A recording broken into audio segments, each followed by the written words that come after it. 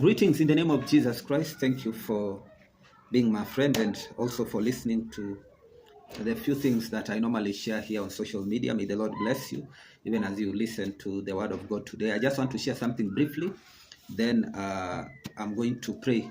There is something that has been going on presently. I'm dealing with about 3 cases of imprisonment and court cases and such things that are happening, and I thought maybe it's probably not just happening to us and our church and also people on this area. Somebody somewhere could be having or going through the same thing. So I just thought of coming here and just share whatever the Lord has put in my heart concerning such matters.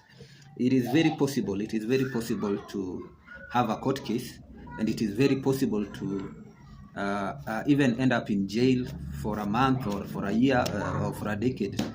Such things normally do happen. And today I just wanted to encourage somebody. You know, in the Bible, like there's a person we call or who goes by the name of Joseph. Joseph, he was put in prison for false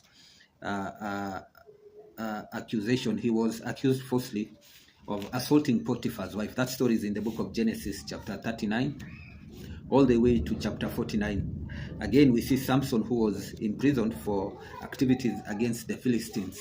That story, you can read it in the book of Judges chapter 16. We see there is a king of Judah called Manasseh. He was held captive by the Assyrians, an experience that led him to repent of his previous policies. His story is in 2 Chronicles chapter 33. Jeremiah was put away as a political prisoner. That story is in the book of Jeremiah chapter 37.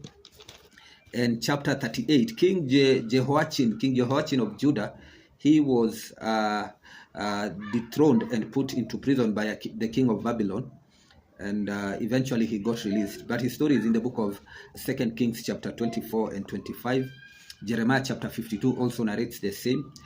John the Baptist in Mark 6, he was imprisoned for speaking against Herod, and eventually he got beheaded. Very sad, he got beheaded. Acts 12, we see Peter was imprisoned during the persecution of the church by King Herod, but he got released by an angel. He was released by an angel. Now, Paul was also imprisoned. If you read Acts 16, read Acts 22, read Acts 28, you are going to find how Paul got imprisoned. And his accusations were blasphemy, disturbing the peace, among other things. But eventually it didn't work out very well for him.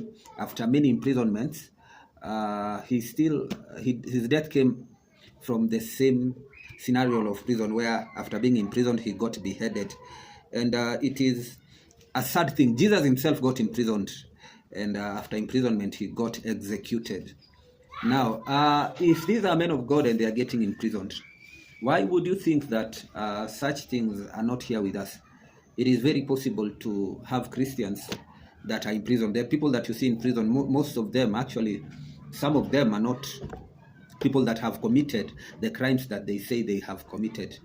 Some of them probably committed the crimes not knowing that they are doing something that is not good, and they ended up in that place. And it is very, very sad to have somebody that got there without knowing that he was doing something wrong, or he was accused falsely. It's very, very wrong. So if the men of God in the Bible got in prison, we are going to be having such cases amongst us in our society, in our communities. We are going to be probably experiencing such things happening. And God was able to bring some of them out. And the same God is able to bring, even if you have a loved one in prison, that doesn't mean it's the end for them. God can be able to bring them out. Either their sentence is going to end, or their imprisonment is going to be shortened, or their court case is going to be ruled in their favor, or the truth is going to come out and they are going to be suddenly set free. It can happen. It can happen because our God is able to do such things. There is a man in the Bible called Daniel. Daniel was put into a pit of lions, and when he was put there, the king wouldn't sleep at night. The king wouldn't have peace. So God is able to do the same, even for some people that have been accused falsely. God is able to make the people that are concerned have no peace. The Bible says the heart of a king is in the hand of the Lord, and he guides it wherever it goes. So in the same way, God is able to disturb somebody, to cause somebody to just fall back to the truth or something of that sort. My dad was once imprisoned. He was there for 2.5 weeks, and wow, it was a hard time for us. He was supposed to be in prison for 3 years, but due to some happenings, he was just there for 2.5 weeks. And things happen. I have another pastor friend who got imprisoned for 3 months, and his crime was going to the police station drunk and greeting them, just showing them love, going to tell them, I know nobody loves you, I know nobody comes here to tell you that you people do a good work, to even greet you and encourage you. So I have come here to tell you that you people are doing a good job and you are good people and I love you people. So they did not respond very well to him. So they took him and put him in the cell. When people were being taken to court, he was taken with them. And the judge ruled that he should be in prison for 3 months. But after the 3 months, he never got drunk again. He said, this drinking that is causing me to go to encourage policemen, I'm not going to do that again. So he never drank again. And after that, he decided that he's going to get born again. And eventually he became a pastor. Right now he's pastoring one of our Assemblies of God churches in a place we call Flyover here in Kenya. He's a very good man and a good friend of mine. Now, we can go on and on about people that were imprisoned and share their stories. There's a pastor friend of mine. He's actually the man that preached during our wedding with Esther. He got imprisoned because he refused to give policemen a bribe at the road. And when he refused to bribe them, he got into problems with them and he was imprisoned for 3 months. But after the 3 months, from that day, no policeman ever stops him on the road. It's like he paid the price. It's like he paid the price. So there are countless stories that we can share. But the point I'm trying to emphasize is that prison is not the end. There is life after prison. When you see somebody getting into prison, it doesn't mean that that's the end for them. God is able to bring them to a place whereby he builds them. Like you see the case of my pastor friend who became born again and eventually became a pastor because of what he had gone through. So it's possible for God to do something. Now, what can we do to avoid this? What can we do to avoid this? Number one, don't take your freedom lightly. Don't take your freedom lightly.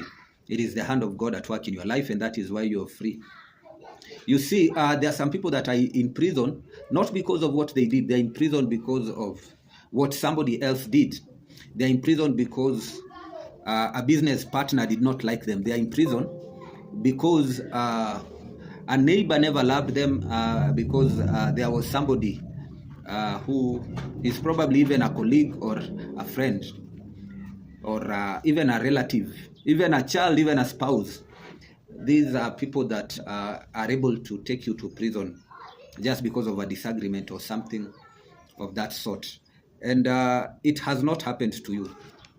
You do not have a business partner that has taken you to jail. You do not have a father or a mother or even a sibling that has taken you to jail. It is the hand of God that has helped you. So don't take it lightly. Be thankful to God that you are free. Be thankful to God that you are free. Be thankful to God that you're free. Now, I love preaching to the Maasai community. And at one point in Athi River, somebody stole their calf and he slaughtered it. He probably wasn't of the right mind and he needed food. So what happened is that when they discovered that he had stolen their calf, they just went to him and one of them killed him. So when he killed him, when the police came, they all admitted to killing the man. They said, we killed him together. And all the 8 people were taken to prison because of a crime that one person had committed. So it is not something we should take for granted. Our freedom is not something we should take lightly. It means the hand of God is at work in our lives and we are able to be free. There are so many things that can cause you to be imprisoned. You can be imprisoned because probably you don't have a job and your children have to eat. So you do something that is not right. There are so many things that can cause you to be imprisoned. Number 2, always pray. Always pray and believe God for your protection and the protection of that of your family and of your loved ones. Some of these cases, when we look at them very well, we see that it is the work of the enemy or the hand of the enemy that is at work in the lives of people. I was very saddened at some point when I heard that a pastor lost their son because of such a thing. Their son, who is in campus, was coming from the university at the weekend, coming to share some time with his parents. And when he alighted from the bus stop, some young men stole from him. They took his phone and the things that he had. And when he tried to get those things back, these young men started shouting, "Thief, thief, thief." And people gathered, and the story changed that now he's the one that is trying to steal.